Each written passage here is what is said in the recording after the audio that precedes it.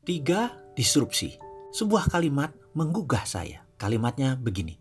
Apa yang akan terjadi dalam dunia bisnis Indonesia hingga tahun 2030? Apa jawabnya? Maka saya akan pilah dulu bagian per bagian, yaitu bagian pasar atau market dan bagian perilaku customer. Setuju ya? Kita membahas mengenai kaum milenial. Kaum milenial adalah mereka yang lahir di sekitar tahun 1981 hingga tahun 2000, di mana saat ini merupakan early adopter dari calon orang kaya. 50% manusia produktif Indonesia saat ini adalah kaum milenial ini. Dan di tahun 2030, 75% lebih angkatan kerja produktifnya adalah kaum milenial ini. Juga orang kayanya adalah kaum milenial ini. Kita overview mengenai apa yang saya sebut 3 gelombang besar bisnis di Indonesia, di mana informasi ini masih akan relevan hingga 10 tahun ke depan. Yang akan Anda hadapi dalam 10 tahun ke depan adalah 3 masalah disrupsi. 3 disrupsi besar ini telah terjadi. Dan saya bilang bahwa kalau Anda bukan entrepreneur, maka Anda melihat disruption itu sebagai sebuah ancaman. Tapi kalau Anda entrepreneur, maka inilah masa di mana kita menyebutnya the whole new world of business. Dunia baru dalam bidang bisnis. Saat ini ada peluang jutaan banyaknya. Walaupun di sisi lain ada jutaan pekerjaan tutup, ribuan bisnis baru tumbuh dan ribuan bisnis lama juga mati. Itu disruption yang baru. Apa yang di disruption saat ini? Misalnya Matahari dan Ramayana dibunuh sama Bukalapak dan Tokopedia. Travel agent dibunuh sama Traveloka. Tapi di balik itu sahabat, ada jutaan peluang yang tumbuh baru juga. Jadi kalau ada yang mati, pasti ada yang lahir baru. Anda mau bagian yang mana? Ikut bagian yang mati atau ikut bagian yang lahir? Ketika ada 50 produk bisnis industri yang dibunuh oleh milenial, maka kalau ada yang mati, sekali lagi pasti ada yang lahir. Kalau Traveloka itu bagian dari yang lahir karena muncul yang namanya online travel agent.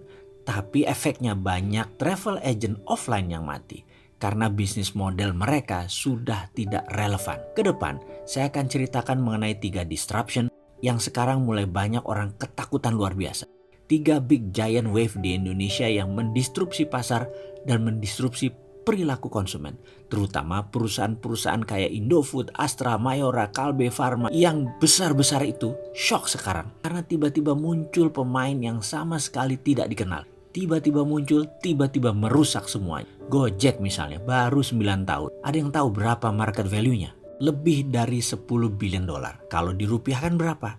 150 triliun. Itu uang semua, nggak ada kertasnya. Garuda, Anda tahu berapa market valuation-nya?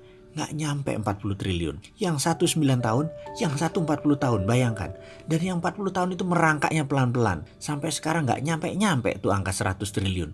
Yang satu lagi eksponensial dalam 9 tahun melejit hingga lebih dari 150 triliun. Jadi perusahaan milenial itu seperti tidak ada asetnya. Sahabat, jangan bangga Anda kerja seperti di Astra, di Indofood karena pegawainya ribuan, karena gedungnya di Tamrin atau Sudirman.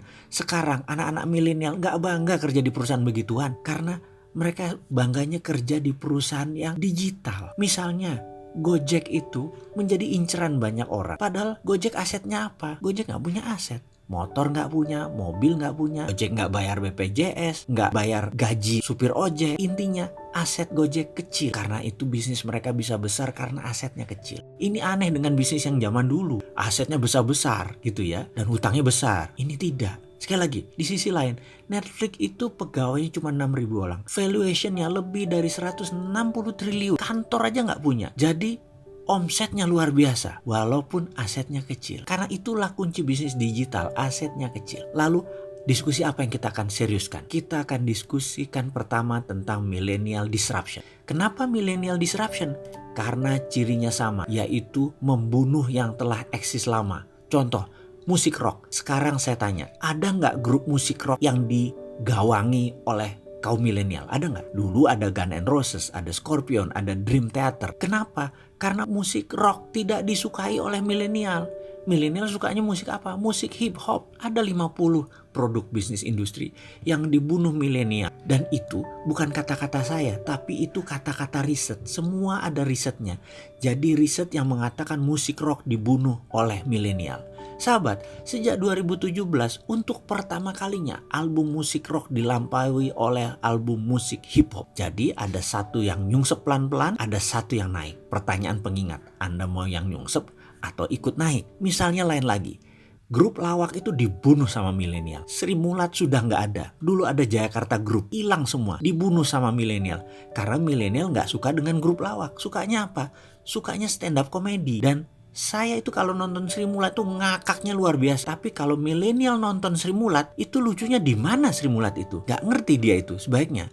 Kalau saya lihat stand up comedian, itu lucunya di mana? Tapi milenial itu bilangnya lucunya minta ampun. Jadi dua generasi ini berubah luar biasa. Dan cita rasa humor juga bergeser. Kecintaan terhadap musik juga bergeser. Lalu apalagi yang bergeser dan bagaimana menyikapinya?